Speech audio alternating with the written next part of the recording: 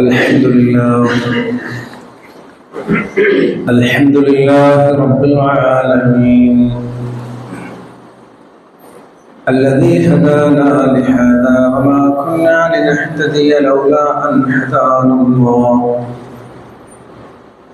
نحمده ونستعينه ونستغفره ونؤمن به ونتوكل عليه ونعوذ بالله من شرور أنفسنا ومن سيئات أعمالنا من يهده الله فلا مضل له ومن يضلل فلا هادي له وأشهد أن لا إله إلا الله وحده لا شريك له وأشهد أن محمدا عبده ورسوله أرسله بالهدى ودين الحق ليظهره على الدين كله ولو كره المشركون اللهم صل على محمد وعلى آل محمد كما صليت على إبراهيم وعلى آل إبراهيم إنك حميد مجيد اللهم بارك على محمد وعلى آل محمد كما باركت على إبراهيم وعلى آل إبراهيم إنك حميد مجيد أما بعد فإن خير الحديث كتاب الله وخير الهدي هدي محمد صلى الله عليه وسلم وشر الأمور محدثاتها وكل محدثة بدعة وكل بدعة ضلالة وكل ضلالة في النار أيها الإخوان والأخوات أوصيكم عباد الله وإياي بتقوى الله أعوذ بالله من الشيطان الرجيم بسم الله الرحمن الرحيم يا أيها الناس اتقوا ربكم الذي خلقكم من نفس واحدة وخلق منها زوجها وبث منهما رجالا كثيرا ونساء واتقوا الله الذي تساءلون به والأرحام إن الله كان عليكم رقيبا يا أيها الذين آمنوا اتقوا الله حق تقاته ولا تموتن إلا وأنتم مسلمون സത്യവിശ്വാസികളെ വിശ്വാസികൾ അല്ലാഹു റബ്ബുൽ ഇസ്സത്തിന്റെ വിധിവിലക്കുകൾ ജീവിതത്തിന്റെ നിഖില മേഖലകളിലും മുഴുവൻ സമയങ്ങളിലും പാലിച്ചുകൊണ്ട് പരിപൂർണ തഖ്വയോടുകൂടി നിലകൊള്ളണമേ എന്ന് സ്വന്തത്തോടുന്നതുപോലെ ആദ്യമായി വസിയത്ത് ചെയ്യുകയാണ്. റഹ്മാനായ റബ്ബ് യഥാർത്ഥ മുത്തഖീങ്ങളിൽ നാം ഏവരെയും ഉൾപ്പെടുത്തുമാറാകട്ടെ. വിശുദ്ധ റമദാൻ ശരീഫ് തസ്കിയത്തിന്റെ ശുദ്ധീകരണത്തിന്റെ മാസം. അത് കഴിഞ്ഞ അടുത്ത വെള്ളിയാഴ്ചയാണ് നാം ഉള്ളത്. റമദാനിൽ നമുക്ക് നൽകിയ അനുഗ്രഹം പൈശാചികമായ പ്രേരണകളിൽ നിന്ന് നമ്മുടെ മനസ്സിനെ തടഞ്ഞു നിർത്തുന്ന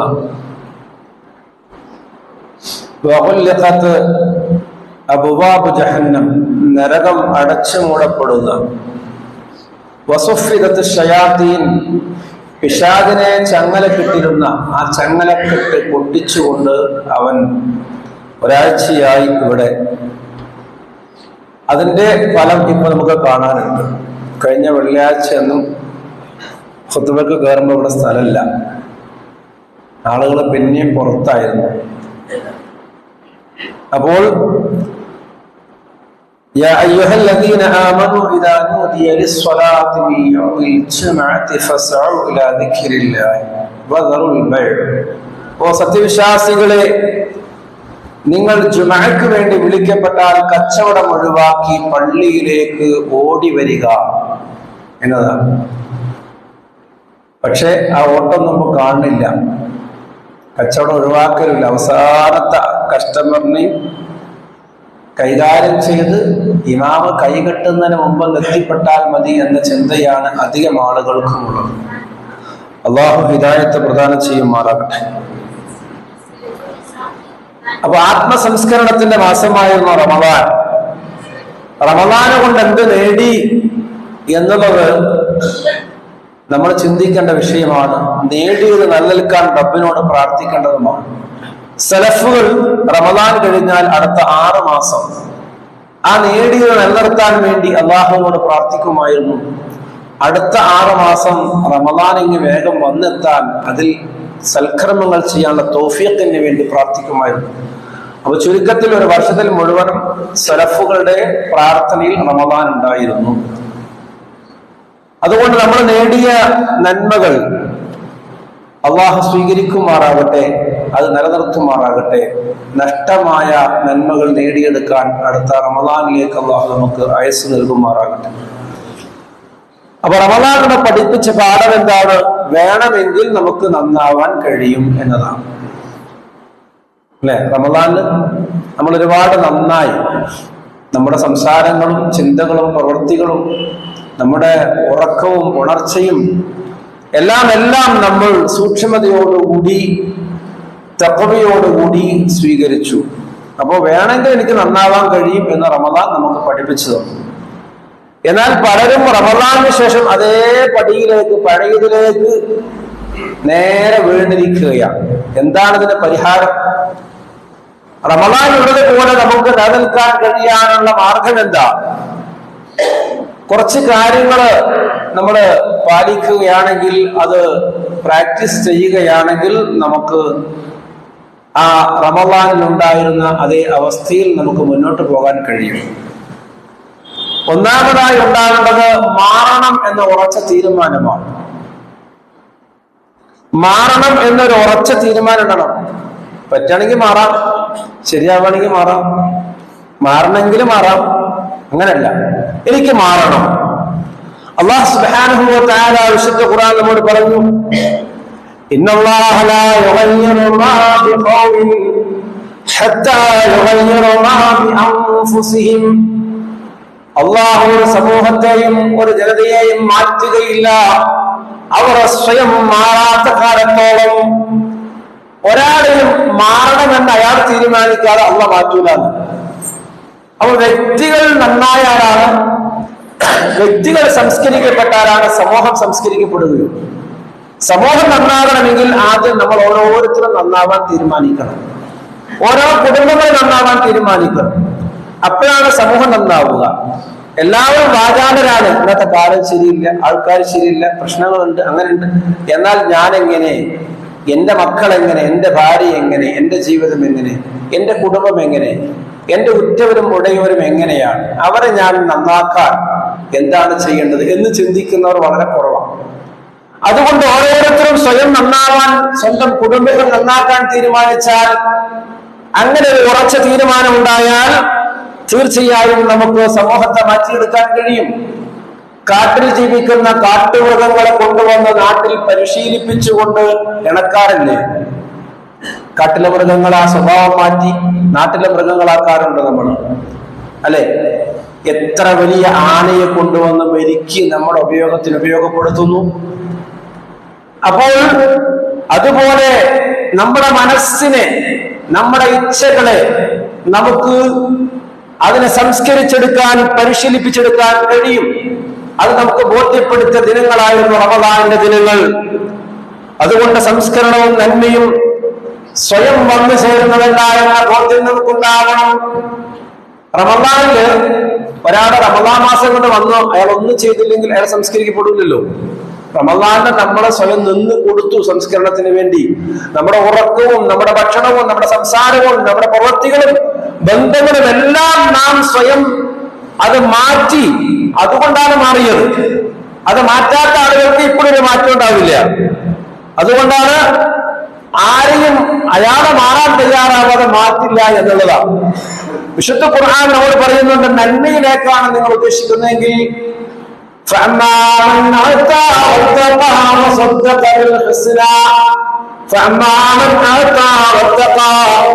ഏതൊരാളെ തനിക്ക് ലഭിച്ചതിൽ നിന്ന് കൊടുക്കുകയും എന്നിട്ടോ വിശുദ്ധി പ്രാപിക്കുകയും ചെയ്യുന്നവോ, തഖ്വയോടുകൂടി സൂക്ഷ്മതയോടുകൂടി ജീവിതത്തിൽ ഒരാളെ ജീവിക്കുന്നു, തനിക്ക് ലഭിച്ച നന്മ എന്താണോ അതിൽ നിന്ന് മറ്റുള്ളവർക്ക് പങ്കുകൊടുക്കുകയും ചെയ്യുന്നു, ഏറ്റവും നല്ലതിനെ അവർ സത്യപ്പെടുത്തുകയും ചെയ്യുന്നു. എന്ന് വെച്ചാൽ ഏറ്റവും നല്ലത് പരലോകമാണ്, സ്വർഗമാണ്. ആ സ്വർഗമുണ്ട് എന്ന് അവർ സത്യപ്പെടുത്തുന്നു എന്ന് പറഞ്ഞാൽ അവരുടെ വാക്കുകളിലും പ്രവർത്തികളിലും ജീവിതത്തിലും അത് നേടിച്ച് കാണുന്നു. ആ സ്വർഗമുണ്ട്, അള്ളാഹു എനിക്ക് നൽകും, നരകമുണ്ട്, അതിൽ ശിക്ഷ ലഭിക്കും എന്നത് സത്യമായി അവർ ജീവിക്കുന്നു, സത്യപ്പെടുത്തുന്നു. അപ്പോൾ അവർക്ക് ദുനിയാവിലാകട്ടെ പരലോകത്തിലാകട്ടെ അള്ളാഹു അവർക്ക് ഏറ്റവും എളുപ്പമാക്കി കൊടുക്കും. അവർക്ക് ഏറ്റവും എളുപ്പമാക്കി കൊടുക്കും അള്ളാഹു, കാര്യങ്ങളെല്ലാം ആയാസമാക്കി കൊടുക്കും, നല്ലതിലേക്ക് അള്ളാഹു എളുപ്പമാക്കി കൊടുക്കും. എന്നാൽ ഏതൊരാളെ തിന്മയെ ആഗ്രഹിക്കുന്നുവോ, നന്നാവാൻ തയ്യാറാവുന്നില്ലയോ,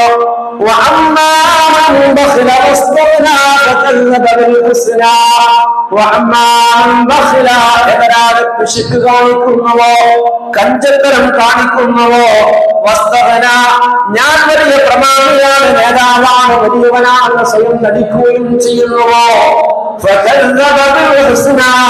നാളെ റബ്ബിനെ കണ്ടുമുട്ടേണ്ടുന്ന, അവന്റെ മുമ്പിൽ ഉത്തരം പറയേണ്ടുന്ന ആ പരലോകത്തെയും ആ ലഭിക്കേണ്ട സ്വർഗത്തെയും ആ കിട്ടാൻ പോകുന്ന ശിക്ഷയെയും ഭയപ്പെടാതെ അള്ളാഹുവിന്റെ സ്വർഗത്തെ ആഗ്രഹിക്കാതെ കണ്ടതിനെ കളവാക്കിക്കൊണ്ട് അതെല്ലാം ഒരു കെട്ടുകഥയാണ്, അതെല്ലാം ഒരു തമാശയാണെന്ന രീതിയിൽ അതിനെ കളവാക്കി ജീവിക്കുന്നവരാണ് ഈ നാളുകളുടെ ജീവിതമാകട്ടെ പരലോകത്താകട്ടെ അവർക്ക് ഏറ്റവും ഞെരുക്കമുള്ളതാക്കി കൊടുക്കുക. കുടുംബത്തിനെ കൊണ്ട് സമാധാനം ഉണ്ടാകില്ല, മനസ്സ് കൊടുക്കുന്ന മക്കളെ കൊടുക്കില്ല, അനുസരിക്കുന്ന ഭാര്യമാരെ കൊടുക്കില്ല, സമാധാനം നൽകുന്ന സമ്പത്ത് കൊടുക്കുകയില്ല, സന്തോഷം നൽകുന്ന ജീവിതം ചുറ്റുപാടുകളുമുള്ള കൊടുക്കില്ല.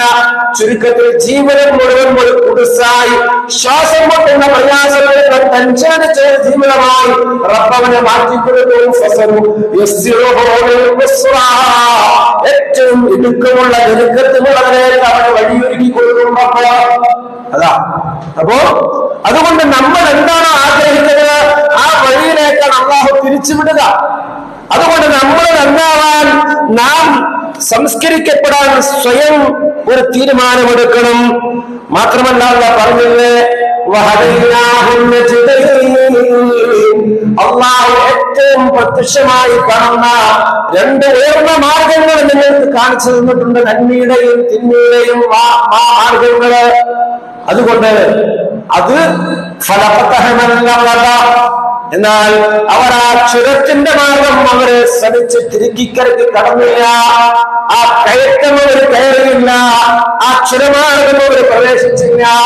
അപ്പോൾ നന്മയുടെ മാർഗം, സ്വർഗത്തിലേക്കുള്ള മാർഗം എന്ന് പറയുന്നത് ചെങ്കുത്തായ കയറ്റവും പെട്ടെന്നുള്ള വളവും ഇറക്കുമുള്ള അപകടം നിറഞ്ഞ പ്രയാസം നിറഞ്ഞതാണ് നന്മയുടെ വഴി.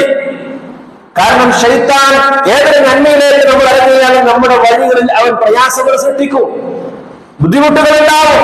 അപ്പോൾ അത് പരിശ്രമിച്ചുകൊണ്ട് നമ്മൾ കയറാൻ ശ്രമിക്കണമെന്നാണ് പറഞ്ഞത്, അല്ലെ? ആ മാർഗങ്ങൾ എന്താണ് നമ്മൾ മനസ്സിലാക്കിയവരാണ്. അതേപോലെ തന്നെ നമ്മൾ പറയുന്നു, തീർച്ചയായും അവന്റെ ഹിദായത്തിന്റെ വഴി കാണിച്ചിരിക്കുന്നു. അതേ ഈ വിശുദ്ധ ഖുർആനിലൂടെ അള്ളാഹുവിന്റെ ദീനിലൂടെ റബ്ബ് നമുക്ക് ഹിദായത്ത് കാണിച്ചു തന്നിരിക്കുന്നു. ഇമ്മാ ശാകിറൻ വ ഇമ്മാ കഫൂറാ. വേണമെങ്കിൽ അവൻ നന്ദിയുള്ളവനാവാം, അല്ലെങ്കിൽ നന്ദി കെട്ടവനായി മാറുകയും ചെയ്യാം. നമുക്ക് ചോയ്സ് എന്നൊക്കെ അല്ല വേറൊരു ജീവിതത്തിന് കൊടുത്തിട്ടില്ല, മലക്കുകൾക്ക് കൊടുത്തിട്ടില്ല, അല്ലെ? മനുഷ്യർക്കും ജിന്നുകൾക്കുമാണ് തെരഞ്ഞെടുക്കാനുള്ള ആ സാവകാശം, ആ അധികാരം കൊടുത്തിട്ടുള്ളത്. വഴികൾ കാണിച്ചു, നന്മ ഇത് തിന്മ, വേണ്ടതെടുത്തു. അതുകൊണ്ട് നന്മയുടെ മാർഗത്തിൽ പോകാൻ നാം എങ്കിൽ റമദാനിന് ശേഷവും റമദാനിന്റെ വിശുദ്ധിയോടെ നമുക്ക് ജീവിക്കാൻ കഴിയും. രണ്ടാമത്, സാഹചര്യങ്ങൾ നന്നാക്കണം. നമ്മൾ ജീവിക്കുന്ന സാഹചര്യമുണ്ടല്ലോ, ആ സാഹചര്യങ്ങൾ നമ്മൾ നന്നാക്കണം. നമ്മുടെ മക്കൾക്ക് നല്ല സാഹചര്യങ്ങൾ ഉണ്ടാക്കി കൊടുക്കണം, നമ്മുടെ ഭാര്യയ്ക്ക് നല്ല സാഹചര്യം ഉണ്ടാക്കി കൊടുക്കണം, നമ്മളും നല്ല സാഹചര്യത്തിൽ ജീവിക്കണം. എല്ലാ ഹറാമുകളും കാണാനും കേൾക്കാനും ആസ്വദിക്കാനുമുള്ള സൗകര്യം വീടിനകത്ത് തന്നെ ചെയ്തു കൊടുത്തുകൊണ്ട് ഭാര്യ ശരിയല്ല, മക്കള് ശരിയല്ല എന്ന് പരിഗണിക്കുന്നതിൽ യാതൊരു അർത്ഥവുമില്ല. നല്ല കൂട്ടുകാരാവണം, നല്ല പരിസരമാകണം, നല്ല രീതിയിലാവണം. ഇബ്രാഹിം അലൈഹിസ്സലാം ഇസ്മായിലും ആ മക്കളക്ഷരത്തിൽ വിട്ടുപോകുമ്പോ എന്താ പറഞ്ഞത്? അല്ലാഹുവേ, ഞാൻ അവരെ അവിടെ വിട്ടുപോകുന്നത് അവർ നമസ്കരിക്കുന്നവരാകാൻ വേണ്ടിയാണ്, നമസ്കാരം നിലനിർത്താൻ വേണ്ടിയാണ് ഞാൻ അവരെ വിടുന്നത്. അതുകൊണ്ട് തന്നെ നമുക്കറിയാം, മഹത്തുക്കൾ പറയുന്നത് ഒരാളെ വീട് വെക്കുമ്പോ നോക്കേണ്ടത് നല്ല റോഡുണ്ടോ, നല്ല വെള്ളമുണ്ടോ, അല്ലെങ്കിൽ എന്നൊക്കെ നോക്കുന്നത് ഭൗതികമാണ്. എന്നാൽ അടിസ്ഥാനപരമായി നോക്കേണ്ടത് നല്ല അയൽവാസികളുണ്ടോ, നല്ല മനുഷ്യന്മാരുണ്ടോ, അവരെ എന്റെ മക്കൾ വളർന്നു വരുമ്പോ എനിക്ക് ജീവിക്കാൻ, എന്റെ ഭാര്യക്ക് നല്ല സംസ്കാരം ലഭിക്കുന്ന നല്ല ആളുകളുണ്ടോ, അള്ളാഹുവിനെ ആരാധിക്കാനുള്ള സാഹചര്യങ്ങളുണ്ടോ, അതാണ് നോക്കേണ്ടത്. എന്ന് വെക്കുമ്പോ റോഡ് സൈഡാണോ അല്ലെങ്കിൽ വലിയ പ്ലോട്ടാണോ എന്നല്ല. അതുകൊണ്ട് സാഹചര്യം നമ്മൾ ഉണ്ടാക്കി കൊടുക്കണം. സാഹചര്യം ഏത് മനുഷ്യനെയും ചിന്തയാക്കി കളയും. അതെ, അബൂതാലിബിന്റെ കഥ നമുക്കറിയില്ലേ? അബൂതാലിബിന് ഇസ്ലാം അറിയാനിട്ട അല്ല. എന്താ അബൂതാലിബ് മോശമാകാൻ കാരണം? അബൂതാലിബിന്റെ സാഹചര്യം. അബൂതാലിബ് ശിർക്കിൽ നിന്നും കുഫ്റിൽ നിന്നും വിട്ടുനിന്നില്ല, ഇസ്ലാമിനെ സ്വീകരിച്ചു, ഇസ്ലാം നല്ലതാണ് മനസ്സിലാക്കി. അല്ലേ? വലഖദ് അലിംത ബിഅന്ന ദീന മുഹമ്മദി മിൻ ഖൈരി അദിയാനിൽ ബരിയത്തി ദീനാ.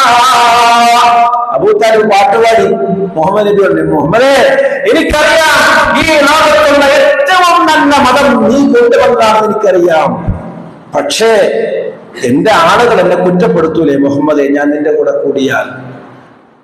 അബൂതാലിബിന്റെ ഫ്രണ്ടുകൾ അബൂജഹലും ഉത്ബത്തും ശൈബത്തുമായിരുന്നു. അതാണ് അബൂതാലിബിന് തെറ്റ്. അവര് ഇദ്ദേഹം നന്നാകാൻ പറ്റില്ല.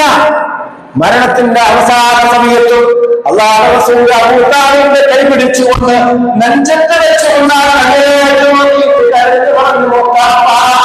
ലാ ഇലാഹ ഇല്ലല്ലാഹ് എന്ന് മാത്രം പറഞ്ഞാൽ ഞാൻ അല്ലാഹുവോട് സ്വർഗ്ഗത്തിന് വേണ്ടി വാദിക്കാം. അപ്പോ അബൂതാലിബ് എല്ലാം പാളിയിട്ട് അബൂജഹലിനെ നോക്കി, ഉത്ബത്തിനെ നോക്കി, പറയല്ലേ. അവസാനം പറഞ്ഞു, അബ്ദുൽ മുത്തലിബിന്റെ മാർഗത്തിൽ ഞാൻ മരിക്കുന്നു എന്ന് മൂപ്പരാണ് വിളിച്ചു. അവസാനം അങ്ങേറ്റത്തെ സങ്കടം 8 വയസ്സ് മുതൽ അല്ലാഹുവിന്റെ റസൂലിന്റെ സ്വന്തം മക്കളെക്കാൾ സ്നേഹത്തോടെ കൊണ്ട് നടന്നിരുന്ന അബൂതാലിബ് മക്കക്കാരെ കൂടി വിലക്കിയിട്ടും അല്ലാഹുവിന്റെ റസൂലിനെ വിടാതെ റസൂലുള്ളാഹിക്ക് വേണ്ടി ആ മലഞ്ചെരിവിൽ പോയി ഭക്ഷണമില്ലാതെ പ്രയാസപ്പെട്ടുകൊണ്ട് റസൂലുള്ളാഹിന്റെ കൂടെ താമസിച്ച അബൂതാലിബ്, എന്നിട്ടും അദ്ദേഹത്തിന് ഹിദായത്ത് കിട്ടില്ല. കാരണം മൂപ്പരെ ഫ്രണ്ടുകളൊക്കാരായിരുന്നു, മുശ്രിക്കുകളായിരുന്നു. അതുകൊണ്ട് നമ്മൾ ചിന്തിക്കണം, നമ്മുടെ ആത്മാർത്ഥമായ മനസ്സ് പങ്കുവെക്കുന്നവർ മുഅ്മിനുകളാവണം. അവരുടെ ഉപദേശമാണ് സ്വീകരിക്കേണ്ടത്. അല്ലെങ്കിൽ സ്വാഭാവികമായും ആ ജഹാലത്തുകൾ നമ്മൾ കയറി വരും. നമ്മൾ ജീവിക്കുന്ന ഒരു മിക്സഡ് സമൂഹത്തിലാണ്. എല്ലാവരും ആദനബിന്റെ മക്കളാണ്. മുസ്ലിങ്ങൾ മാത്രമൊന്നല്ല, എല്ലാവരും ആദനബിന്റെ മക്കളാണ്. എല്ലാവരുമായി മാനുഷികമായ സ്നേഹം സൗഹാർദ്ദം ഉണ്ടാവണം. പക്ഷേ വിശ്വാസമായ രംഗങ്ങളിൽ ഒരിക്കലും മുഅ്മിനുമായിട്ടുണ്ടാകുന്ന സഹവാസം ഉണ്ടാവാൻ പാടില്ല. മുഅ്മിനുകളുമായ സഹവാസം കൂടുതൽ ഉണ്ടാവണം. അല്ലെങ്കിൽ ആ കുഫറും ശിർക്കും ഒക്കെ നമ്മുടെ ജീവിതത്തിലേക്ക് കയറി വരും. അല്ലെ? അല്ലാഹുവിന്റെ റസൂൽ കരഞ്ഞുകൊണ്ട് അല്ലാഹു എന്നെ വിലക്കാത്ത കാലത്തോളം അങ്ങേക്ക് വേണ്ടി ഞാൻ പ്രാർത്ഥിക്കും എന്ന് പറഞ്ഞ് കരഞ്ഞുകൊണ്ട് ഇറങ്ങുന്ന റസൂലാണെന്ന് പറഞ്ഞില്ലേ? ഓ നബിയെ, നിങ്ങൾ ഇഷ്ടപ്പെടുന്ന അവരെ എല്ലാവരെയും ഹിദായത്തിലേക്ക് കൊണ്ടുവരാൻ നിങ്ങൾക്ക് കഴിയില്ല. യഥാർത്ഥത്തിൽ അല്ലാഹു ഉദ്ദേശിക്കുന്നവരെയാണ് അല്ലാഹു ഹിദായത്തിൽ കൊണ്ടുവരിക. അവൻ ഏറ്റവും അറിയുന്നവനാണ് ആരാണ് യഥാർത്ഥ സന്മാർഗികളെന്ന് അല്ലാഹു നന്നായിട്ടറിയാം. അതുകൊണ്ട് നമ്മൾ ആഗ്രഹിച്ച് നമ്മൾ അതിനുവേണ്ടി പരിശ്രമിച്ചാലാണ് അള്ളാഹു നമുക്ക് തരിക. അതുകൊണ്ട് സാഹചര്യങ്ങൾ നന്നാവണം.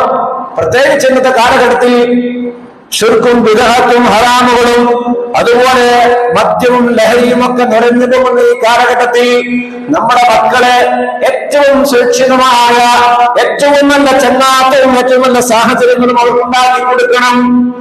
എങ്കിലേ എന്ത് ചെയ്യാൻ പറ്റുള്ളൂ, അവർക്ക് ഹിദായത്ത് സ്വീകരിക്കാൻ പറ്റൂ. അതുകൊണ്ട് തന്നെ ശിർക്കും ബിദ്അത്തും ആവാസങ്ങളും ആഘോഷിക്കുന്ന കൂട്ടുകാരോട് നോ എന്ന് പറയാൻ നമ്മുടെ മക്കളെ പഠിപ്പിക്കണം. എത്ര വലിയ ഫ്രണ്ടാണെങ്കിലും ശരി, ഇന്ന് അധിക കുട്ടികളും ഇതിലൊക്കെ പോയി പെടുന്നത് അവർക്ക് ഇഷ്ടമുണ്ടായിട്ടല്ല, ഫ്രണ്ട്ഷിപ്പ് നഷ്ടപ്പെടാതിരിക്കാൻ വേണ്ടിയിട്ടാണ്. ഞാനിത് പോവാണ്ട് തന്നെ ഫ്രണ്ട് ഇല്ലാതായി പോകും, അതുകൊണ്ട് ഞാനിത് പോകും അല്ലേ.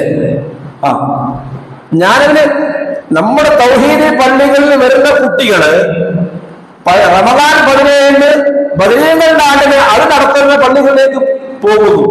ഇപ്പൊ എന്താ മക്കളെ കുറിച്ച് ഞങ്ങളുടെ ഫ്രണ്ടുകളെല്ലാവരും ഒരുമിച്ചുകൂടെ. എനിക്കൊരു വിശ്വാസം ഒന്നല്ല, എന്നിട്ട് ഫ്രണ്ട്ഷിപ്പ് കട്ടാകാതിരിക്കാൻ വേണ്ടി പോവുക, എന്നിട്ട് ശിർക്ക് ചെയ്യാൻ പോയിട്ട് എന്നിട്ട് ആ ഭക്ഷണം കഴിക്കുക, എന്നിട്ട് അതിൽ കൂടുക അല്ലെ.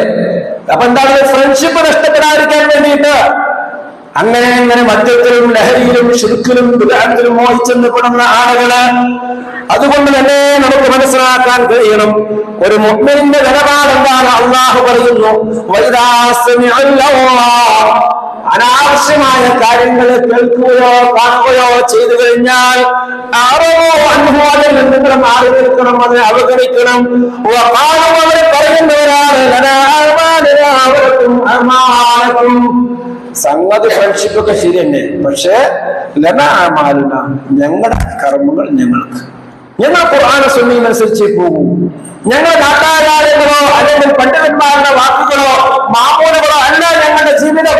ഞങ്ങളുടെ ജീവിതം അള്ളയും റസൂലും പഠിപ്പിച്ചതാണ്, അതിനപ്പുറത്തേക്ക് ഞങ്ങളില്ല. ലനാമാലുന, ഞങ്ങൾക്ക് ഞങ്ങളുടെ അമലുകള്, വലക്കും നിങ്ങൾക്ക് നിങ്ങളുടെ അമലുകളും. ഇതാണ് ശരിയെന്ന് നിങ്ങൾ അംഗീകരിക്കാൻ തയ്യാറില്ല എങ്കിൽ ഞങ്ങൾക്ക് ഞങ്ങളുടെ അമലുകളുണ്ട്, നിങ്ങൾക്ക് നിങ്ങളുടെ അമലുകളും. അതുകൊണ്ട് ഞങ്ങൾ അതിലേക്കില്ല എന്ന് പറയാവുന്ന ഒരു ഈമാൻ മക്കൾക്ക് പകർന്നു കൊടുക്കണം. എത്ര വലിയ ഫ്രണ്ട്ഷിപ്പാണെങ്കിലും ശരി, ശിർക്കിനോട് ബിദ്അത്തിനോട് ഹറാമിനോട് ആവാസങ്ങളോട് രാജിയാകുന്ന ഒരു മനസ്സുണ്ടാവാൻ പാടില്ല. എന്നിട്ട് പറയണം അസ്സലാമു അലൈക്കും, അസ്സലാമു അലൈക്കും, നിങ്ങൾക്ക് അല്ലാതെ രക്ഷ ഉണ്ടാവട്ടെ, ഞാനില്ല. വിവരമില്ലാത്ത ആളുകളുടെ കൂടെ നിങ്ങൾ എത്തിപ്പെടാൻ ആഗ്രഹിക്കുന്നില്ല, അതിലേക്ക് നിങ്ങൾ വരാൻ ആഗ്രഹിക്കുന്നില്ല. അങ്ങനെ പറയണം. ഈമാനിന്റെ അമലുകളുടെ കാര്യത്തിൽ അങ്ങനെ പറയുന്ന ഒരു സ്വഭാവമാണ് മുഅ്മിനീങ്ങൾക്കുള്ളതെന്ന് അല്ലാഹു വിശുദ്ധ ഖുർആൻ നമ്മളെ പഠിപ്പിക്കുകയാണ്. അതുകൊണ്ട് തന്നെ നല്ല കൂട്ടുകാരെ നമ്മൾ തെരഞ്ഞെടുക്കണം. കൂട്ടുകാരെന്ന് പറയുമ്പോഴേ ഇന്ന് കുറെ കുട്ടികൾ കൂട്ടുകാരില്ല. കൂട്ടുകാരൊക്കെ എവിടെയാണുള്ളത്? അവരുടെ മൊബൈലില്ല, യൂട്യൂബില്, ഫേസ്ബുക്കില്, അല്ലെ, ട്വിറ്ററില്, ഇങ്ങനെ എന്തൊക്കെ ഉണ്ട്, അതിലൊക്കെയാണ് അവരുടെ കൂട്ടുകാരുള്ളത്. ആ കൂട്ടുകാരോട് എന്നിട്ട് അതിൽ കാണുന്നതൊക്കെ ഇങ്ങനെ കോപ്പി അടിക്കുക. അതുകൊണ്ട് തന്നെ എന്തിനാണോ നമ്മൾ നിർബന്ധമായിരിക്കുന്നത് ആ സ്വഭാവം നമ്മളുടെ ഇതിലേക്ക് വരും. പല കുട്ടികളും ലൈഫ് സ്റ്റൈൽ നോക്കുന്ന എങ്ങനെയാണ് ജീവിത ശൈലി രൂപീകരിക്കുന്നത്, യൂട്യൂബിന്റെ റീൽസുകളും അതിന്റെ ഇതൊക്കെ നോക്കിയിട്ട് അതുപോലെ സംസാരിക്കുക, അതുപോലെ ഡ്രസ് ഇടുക, അതുപോലെ പ്രവർത്തിക്കുക, അതുപോലെ കോമാളിത്തരങ്ങൾ കാണിക്കുക. അതിൽ വരുന്ന 99% കളവ, നുണയാ. ആളുകളെ ചിരിപ്പിക്കാനും ആളുകളുടെ പണം തട്ടാനും കൂടുതൽ ആളുകൾ കാണാനും വേണ്ടി എന്തും കാട്ടിക്കൂട്ടുന്ന സോഷ്യൽ മീഡിയയിൽ അതിലെത്ര നന്മകളുണ്ട്, എന്തെല്ലാം നല്ല കാര്യങ്ങള് നടക്കുന്നു അല്ലെ. ആ നന്മകളിൽ പങ്കാളികളാകുന്നതിന് പകരം ഈ നേരം പോക്കുള്ള ലഘുകൾ ഒരു പ്രയോജനവുമില്ല, തനിക്കുമില്ല, കുടുംബത്തിനുമില്ല, സമൂഹത്തിനുമില്ല. അങ്ങനെയുള്ള കാര്യങ്ങളിൽ പ്രിയപ്പെട്ട യുവാക്കളെ, കുട്ടികളെ, നിങ്ങള് അധികമായി റീൽസിന്റെ ഫാൻസുകളായി, അടിമകളായി മാറിയാൽ നിങ്ങളുടെ സ്വഭാവത്തിൽ ഉണ്ടാവും, നിങ്ങളുടെ ജീവിതത്തിൽ ഉണ്ടാവും, നിങ്ങൾ നശിപ്പിച്ചു കളയുന്നത്. അതുകൊണ്ട് ഏത് കാര്യമാണെങ്കിലും നമ്മൾ റമദാൻ കൊണ്ട് പഠിച്ചതെന്താ? എത്ര വലുതാണെങ്കിലും അരുത് എന്ന് പറയാനുള്ള കഴിവ് നമുക്ക് തന്നു റമദാൻ. രുചികരമായ ഭക്ഷണം അത് വേണ്ട എന്ന് പറയാൻ നമ്മൾ പഠിച്ചു. അതേപോലെ ഭാര്യയും ഭർത്താവും അവിടെ അനുവദിച്ച ഹലാലായ ആ ദാമ്പത്യ ബന്ധം അത് വേണ്ട എന്ന് പറയാൻ നമ്മൾ പഠിച്ചു. ന്യായമായിട്ട് നമുക്ക് അങ്ങോട്ട് പറയാൻ കഴിവുണ്ടായിട്ടും ഇങ്ങോട്ട് അക്രമം കാണിച്ചപ്പോ ദേഷ്യപ്പെട്ടപ്പോ ക്ഷമിക്കാൻ നമ്മൾ പഠിച്ചു. കഷ്ടപ്പെട്ടുണ്ടാക്കിയ പൈസ നമുക്ക് ഒരുപാട് ആവശ്യമുണ്ടായിട്ടും അതെടുത്തുകൊണ്ട് നമ്മുടെ സഹോദരങ്ങൾക്ക് കൊടുക്കാൻ നമ്മൾ പഠിച്ചു. ഇങ്ങനെ ഒരുപാട് കാര്യങ്ങള് ഈ തിന്മയോട് എതിർത്ത് ജയിക്കാൻ നമ്മൾ റമദാനിൽ പഠിച്ചു. അതാണ് റമദാൻ കൊണ്ട് കിട്ടേണ്ട നേട്ടം. അല്ലെങ്കിൽ പട്ടിണി മാത്രമാവും. റമദാൻ കഴിഞ്ഞാൽ തിന്മയോട് ഇല്ല എന്ന് പറയാൻ നമുക്ക് കഴിയണം. അങ്ങനെ ഒരു വ്യക്തിത്വം ഉണ്ടാക്കുന്ന ഏറ്റവും നല്ല പെർഫെക്റ്റ് മനുഷ്യനാക്കി മാറ്റുകയാണ് റമദാൻ കൊണ്ട് അല്ലാഹു ഉദ്ദേശിക്കുന്നത്. അതാകുന്നില്ലെങ്കിൽ വെറും പട്ടിണി മാത്രമാവുകയാണ്. അതുകൊണ്ട് തന്നെ നല്ല കൂട്ടുകാരെ തെരഞ്ഞെടുക്കാനുള്ള ആർജവം, ആ മനോശക്തി നമുക്ക് ഉണ്ടാവേണ്ടതുണ്ട്. അല്ലെങ്കിൽ പരലോകത്തരം ആളുകൾ ചെന്നുകൊണ്ട് പറയുന്ന ഒരു വാക്കുകളുണ്ട്. അള്ളാഹു പറയുകയാണ്, അള്ളാഹുവിടുത്തെ എല്ലാ കാരുണ്യങ്ങളും അനുഗ്രഹങ്ങളും ആസ്വദിച്ചുകൊണ്ട് അവരോട് അക്രമം കാണിച്ച് ശിർക്ക് ചെയ്ത് നന്ദികേട് കാണിച്ചുകൊണ്ടുള്ള മനുഷ്യരുണ്ടല്ലോ, കൂട്ടുകാർക്ക് വേണ്ടി ഫ്രണ്ട്ഷിപ്പിന് വേണ്ടി തിന്മകൾ ചെയ്ത ആളുകള് അവര് പരലോകത്തിൽ നരകത്തിൽ പോയിക്കൊണ്ട് അവരിങ്ങനെ കൈകടിക്കുന്ന ഒരു രംഗമുണ്ട്. അവര് അതായത് അവരുടെ കൈകൾ അവരെ കടിച്ചു പോകും. നമ്മളങ്ങനെ എന്തൊരു അബദ്ധം പറ്റിയ അയ്യോ ഒരു രീതിയുണ്ട് നമുക്ക് വിരലുകളെ ഒരു സ്വഭാവം ചെയ്ത് തെറ്റായി പോയി. അതാണ് നമ്മൾ ഉദ്ദേശിക്കുന്നത്. സ്വയം അവർ കുറ്റപ്പെടുത്തുമെന്നാണ്. അവര് പറയും, ഞാൻ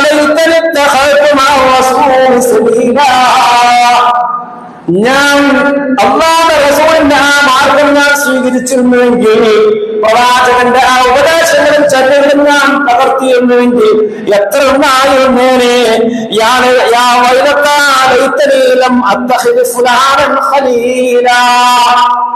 ഞാന് ആ കൂട്ടുകാരനെ ഞാൻ സ്വീകരിക്കാതിരുന്നുവെങ്കിൽ, അവന്റെ കൂടെ പോകാതിരുന്നുവെങ്കിൽ, അവനുമായി ഫ്രണ്ട്ഷിപ്പ് വെക്കാതിരുന്നുവെങ്കിൽ എത്ര ഒന്നായിരുന്നേനെ. എന്നാൽ ഈ നരകത്തിൽ ഞാൻ പെടില്ലായിരുന്നുവല്ലോ. സഫുകളൊക്കെ ഒന്നോട് അടുത്തിരുന്ന്. ഇപ്പൊ തന്നെ ഒരുപാട് ആൾക്കാർ പുറത്താണ്, ഒരുപാട് ഗ്യാപ്പുണ്ട്. ഒന്ന് അടുത്തിരുന്നേ, വേണം അടുത്തിരുന്ന് ചേർന്നിരിക്കും. നേരത്തെ വന്നിട്ട് ഇവിടെ കയറാൻ കഴിയാതെ ആളുകൾ മുകളിൽ പോകുന്നു. അവർക്ക് കിട്ടേണ്ട കൂലി നമ്മുടെ കാരണം ഇല്ലാതാകും. കയറിയിരിക്കും, അങ്ങനെ കയറിയിരിക്കും. അപ്പൊ പുറത്തുള്ളവർക്ക് കയറി ഒരു സഫ് നിൽക്കേണ്ട സ്ഥലം ബാക്കിയാണ്. എല്ലാവരും അടുത്തേക്ക് ചേർന്ന് സഫ് ടൈറ്റാക്കിയിരിക്കും. അപ്പോൾ പ്രിയമുള്ളവരെ, അതുകൊണ്ട് അങ്ങനെ പരലോകത്തെത്തി കഴിഞ്ഞാൽ സങ്കടപ്പെടുന്ന കരയുന്ന ഒരു രംഗമുണ്ടാവും കൂട്ടുകാരെ ഓർത്തുകൊണ്ട്. മൂന്നാമതായി നമ്മുടെ അങ്ങാടി ചന്ത സംസ്കാരം നമ്മൾ ഒഴിവാക്കണം. അങ്ങാടി സംസ്കാരം നമ്മൾ ഒഴിവാക്കണം. കഴിഞ്ഞ ദിവസം ഒരു യാത്ര ചെയ്തു കോഴിക്കോട്ടിലേക്ക്. തിരിച്ചു വരുമ്പോ രാത്രി 12 മണിയായി. അപ്പൊ ഉറങ്ങാതിരിക്കാൻ ചായ കുടിക്കാൻ ഹോട്ടലിൽ കയറി നോക്കുമ്പോ അവിടെ ഡസൻ കണക്കിന് ചെറുപ്പക്കാര്. രാത്രി 12:30 മണിയായിട്ട് കുട്ടികൾ വീട്ടിൽ പോയിട്ടില്ല. അവിടെ ഇരുന്നിട്ട് ഇങ്ങനെ പല പുകകളും വരുന്നുണ്ട്, പല ചിരികളും കളികളും പൊട്ടിച്ച് രാത്രി 12:30 മണിക്ക് കുട്ടികള് റെസ്റ്റോറന്റിൽ വന്നിരുന്നിട്ട് ആ നാട്ടുകാരാണെന്ന് മനസ്സിലായി കണ്ടപ്പോ. അപ്പോ അതുകൊണ്ട് അത് ചന്ത സംസ്കാരമാണ്, അങ്ങാടി സംസ്കാരമാണ്. നമ്മുടെ മക്കളെങ്ങനെ ഉണ്ടാവാൻ പാടില്ല. ഇശാ നമസ്കാരം കഴിഞ്ഞ് അത്യാവശ്യം വല്ലതുമുണ്ടെങ്കിൽ മാത്രമേ സംസാരിച്ചിരിക്കാവൂ. ഭക്ഷണം ഇശാ നമസ്കാരം കഴിഞ്ഞ് ഭക്ഷണം കഴിച്ചാൽ അത്യാവശ്യമുള്ള കാര്യങ്ങളും ഉണ്ടെങ്കിൽ, ഇല്ലെങ്കിൽ കിടന്നുറങ്ങണം. രാവിലെ നേരത്തെ എഴുന്നേൽക്കണം. തഹജ്ജുദ് നമസ്കരിക്കുന്ന സംസ്കാരം ഒക്കെ ഉണ്ടാവണം. നേരത്തെ ഉറങ്ങിയാൽ തഹജ്ജുദ് നമസ്കരിക്കാൻ പറ്റും. അപ്പൊ ഉറക്കച്ചടവുണ്ടാവില്ല. അങ്ങനെ നേരത്തെ ഉറങ്ങുന്നവരും നേരത്തെ എഴുന്നേൽക്കുന്നവരുമാണ് ഇസ്ലാമിന്റെ സംസ്കാരം. എന്നാൽ ഇന്ന് യുവാക്കളെ, വിദ്യാർത്ഥികളെ അധികമായും ചന്തകളിൽ, അങ്ങാടികളിലാണ് രാത്രികാലങ്ങളിൽ കാണുന്നത്. ഏതുവരെ എന്ന് പറഞ്ഞാൽ ഒരു മൃഗന്റെ നമ്മുടെ ഇടയിൽ ഇങ്ങനെ ജീവിക്കണം. അപ്പൊ റോഡിലൊക്കെ ധാരാളം കാണുന്നതിന് പേര് പറയുന്നില്ല. മൂപ്പർക്കുള്ള പഴം തറിയോ, രാത്രി മുഴുവൻ കറങ്ങിയെടുക്കും. അവസാനം സുബഹിന്റെ സമയമാകുമ്പോൾ ഏതെങ്കിലും ഒരു വെണ്ണൂറിലോ ചളിയിലോ അല്ലെങ്കിൽ മണ്ണിലെ കൊണ്ട് പാരം ചുറ്റി കിടന്നുണ്ട്. സുബി രാത്രി മുഴുവൻ മൂപ്പര് ഭയങ്കര ആക്റ്റീവാണ്. സുബഹിന്റെ സമയത്ത് മൂപ്പര് സുഖമായി കിടന്നു തുടങ്ങും. മനസ്സിലായിട്ടുള്ള സാധനം ഏതാണ് അല്ലെ? ഈ സംസ്കാരത്തിലേക്ക് മനുഷ്യരെത്തരുത്. എന്നാൽ മുസ്ലിം സമൂഹത്തിന് യുവാക്കളെ അങ്ങനെ മാറിയിരിക്കുക. രാത്രി 2 മണി 3 മണി വരെ അങ്ങാടികൾ, ചന്തകൾ കറങ്ങി നടന്ന അവസാനം സുബഹിക്ക് പള്ളിയിൽ പോകാതെ വീട്ടിൽ കൂർക്കം വലിച്ചിറങ്ങുന്നവര് എങ്ങനെ രക്ഷിക്കും ഈ സമൂഹത്തെ അല്ലാഹു? എങ്ങനെയാണ് പടച്ചവനോട് പ്രാർത്ഥിക്കാൻ എന്ത് അർഹതയാണുള്ളത്? അതുകൊണ്ട് പ്രിയമുള്ളവരെ, നമ്മളും നമ്മുടെ മക്കളും ആവശ്യത്തിന്റെ മാത്രം ടൗണിൽ പോകുന്ന ഒരു സ്വഭാവം ഉണ്ടാകണം. അള്ളാഹുവിന്റെ ഏറ്റവും വെറുപ്പുള്ള കാര്യം അള്ളാഹുവിന്റെ ഭൂമിയിൽ ഇഷ്ടപ്പെട്ട സ്ഥലം പള്ളികളാണ്. അള്ളാഹുവിനേക്ക് ഏറ്റവും വെറുപ്പുള്ള ദേഷ്യമുള്ള സ്ഥലം അങ്ങാടികളാണ്. കാരണം എല്ലാം നോണയുണ്ടാവും, പറ്റികളുണ്ടാവും, ഇതുണ്ട്, ഇബിരിസ് വരും. അവിടെ എല്ലാ വൃത്തികേടുകളും അവിടെ ഉണ്ടാകും. അതുകൊണ്ട് തന്നെ അങ്ങാടിയിൽ പോയി സമയം ചെലവഴിക്കുന്ന സ്വഭാവം ഒരു മുഅ്മിന് ഉണ്ടാവാൻ പാടില്ല. ആവശ്യങ്ങൾക്ക് പർച്ചേസിന് പോവുക, അത് കഴിഞ്ഞാൽ വരിക. അങ്ങാടിയിൽ എൻജോയ്മെന്റ് ചെയ്യുന്ന രീതി മുഅ്മിനീങ്ങൾക്ക് ഉണ്ടാവാൻ പാടില്ല. നമ്മുടെ മക്കളെ പറഞ്ഞു പഠിപ്പിക്കണം. 4-മതായി തിന്മകളിൽ നിന്ന് നമ്മൾ ഒഴിവാകണം. അള്ളാഹു വിരോധിച്ച കാര്യം നിന്ന് ഒഴിഞ്ഞു നിൽക്കുന്നവനാണ് ഏറ്റവും വലിയ ത്യാഗി, ഹിജ്റ ചെയ്യുന്നവൻ. നമ്മുടെ ഹിജ്റ എന്താ? സ്വഹാബത്തൊക്കെ മക്കയിലെ മദീനയ്ക്ക് ഹിജ്റ പോയി. നമുക്കുള്ള ഹിജ്റ എന്താ? അള്ളാഹു വിലക്കിയ തിന്മകളിൽ നിന്ന് മാറി നിൽക്കുക. അത് വളരെ പ്രയാസമുള്ള കാര്യമാണ്.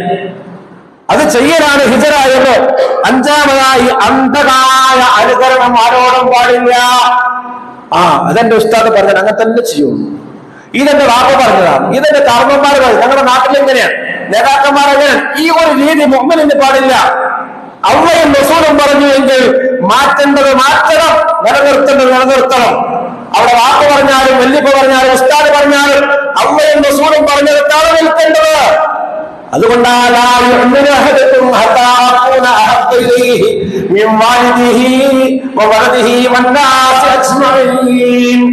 നിങ്ങളെയാരും നിങ്ങളുടെ മാതാപിതാക്കളെക്കാളും മക്കളെക്കാളും നിങ്ങൾ ഇഷ്ടപ്പെടുന്ന ഏതെല്ലാം മനുഷ്യരുണ്ടോ അവരെക്കാളും കൂടുതൽ എന്നെ സ്നേഹിക്കുന്നവരെ നിങ്ങളിൽ ഒരാളും മുഅ്മിനാവില്ല.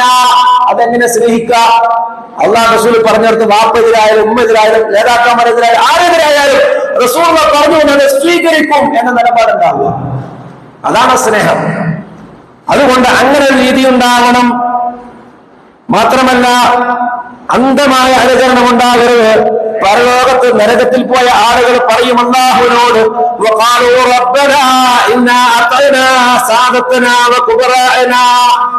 അല്ലാഹുവേ, ഞങ്ങളുടെ രക്ഷിതാവ് ഞങ്ങളുടെ ഉസ്താദുമാരെയും നേതാക്കന്മാരെയും ഞങ്ങൾ വല്ലാതെ വിശ്വസിച്ചു അനുസരിച്ചു പോയി. അവർ ഞങ്ങളെ വഴിനടപ്പിച്ചു കഴിഞ്ഞു അല്ലാഹ്. അതുകൊണ്ടാണ് ഞങ്ങൾ നരകത്തിൽ വരാൻ കാരണം. അതുകൊണ്ട് അവർക്ക് നീ ഇരട്ടി ശിക്ഷ കൊടുക്കണേ പടച്ചവനെ എന്ന് പറഞ്ഞ് അവിടെ നേരെ എതിര് പറയുന്ന അങ്ങനെ ഗതികൾ നമുക്ക് വരരുത്. ഏത് നേതാവ്, ഏത് ഉസ്താദ്, ഏത് ഉപ്പാപ്പ് പറഞ്ഞാല് അള്ളയും റസൂലും പറഞ്ഞുണ്ടോ എന്ന് നോക്കണം, ഇല്ലെങ്കിൽ തള്ളണം. എങ്കിൽ ഈ ഗതികേട് വരില്ല. നമ്മൾ ഹിദായത്തിലാവാനുള്ള മാർഗമല്ല അതൊന്നാണ്. അതേപോലെ തന്നെ ദേഹേച്ഛകൾ നമ്മൾ മുക്തി നേടണം. നമ്മുടെ ഇഷ്ടങ്ങളൊക്കെ അള്ളാഹുവിന്റെ ഇഷ്ടങ്ങളോട് നാം കൂട്ടിയിണക്കണം. അള്ളാഹുന്റെ റസൂലിനും തൃപ്തിയില്ലാത്ത, ഇഷ്ടമില്ലാത്ത, റസൂലിനെ കാണിക്കാത്ത മാർഗത്തിൽ നമ്മൾ പോകില്ലാതെ തീരുമാനിക്കണം. അടുത്തതായിട്ട് കൂടെ കൂടികളാകാൻ പാടില്ല. നിങ്ങൾ കൂടെ കൂടികളാകാൻ പാടില്ല, ഫാൻസുകളാകാൻ പാടില്ല. അതാണ് എന്തിന്റെങ്കിലും ഫാൻസ് അള്ളാന്റെ റസൂലിന് ഫാൻസ് ആയാൽ മതി. തള്ളാത്ത കൊള്ളാൻ പറ്റുന്നത് മാത്രമാണ് അല്ലെ? സിനിമാ നടന്മാരും സ്പോർട്സ്മാൻമാരൊക്കെ പലർക്കും ഇന്ന് ഫാൻസുകൾ, നേതാക്കന്മാര്, അവരൊക്കെ കഥകൾ ഇങ്ങനെ പുറത്തു വരുമ്പോഴും അല്ലെ? അതുകൊണ്ട് നിങ്ങൾ അള്ളാഹുവിന്റെ റസൂലിനെ ഇത്തിബാ ചെയ്യണം. ജനങ്ങൾ ചിലർ പറയും ഇന്ന ഹസനാസു ഹസന, എല്ലാവരും ചെയ്താൽ ഞാനും ചെയ്യാം, എല്ലാവരും നല്ലതാണ് ചെയ്ത് ഞാൻ ചെയ്യാം. വൈൻ നടന്ന എല്ലാവരും ചെയ്യുന്നില്ല ഞാൻ ചെയ്യില്ല, എല്ലാവരും അക്രമം ചെയ്യും ഞാൻ അക്രമം ചെയ്യും, എല്ലാവരും നല്ലത് ഞാൻ ചെയ്യും, ആൾക്കാർ അങ്ങനെ ചെയ്യുള്ളൂ എന്ന് നിലപാടുള്ള ആൾക്കാരുണ്ട്, കൂടെ കൂടികൾ. അങ്ങനെ ആവാൻ പാടില്ല. മുഅ്മിനീങ്ങള് നാട്ടുകാർ നന്മ ചെയ്യുമ്പോൾ നിങ്ങൾ നന്മ ചെയ്യണം, നാട്ടുകാർ തിന്മ ചെയ്യുമ്പോഴും നിങ്ങൾ നന്മ ചെയ്യണം, അവരെ കൂടെ കൂടാൻ പാടില്ല. അങ്ങനെയാണ്. ഇങ്ങനെ ഒരുപാട് കാര്യങ്ങളുണ്ട്. ഇതെല്ലാം ശ്രദ്ധിക്കുകയാണെങ്കിൽ റമദാനിലുള്ള അതേപോലെ റമദാൻ കഴിഞ്ഞാലും നമുക്ക് ജീവിക്കാൻ കഴിയും. അല്ലാഹു സുബ്ഹാനഹു വ തആല യഥാർത്ഥ മുത്തഖീങ്ങളിൽ ഉൾപ്പെടുത്തുമാറാകട്ടെ.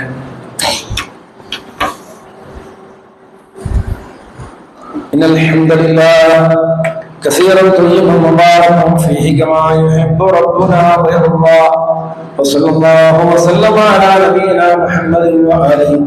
يا أيها الذين آمنوا اتقوا الله حق تقاته ولا تموتن إلا وأنتم مسلمون.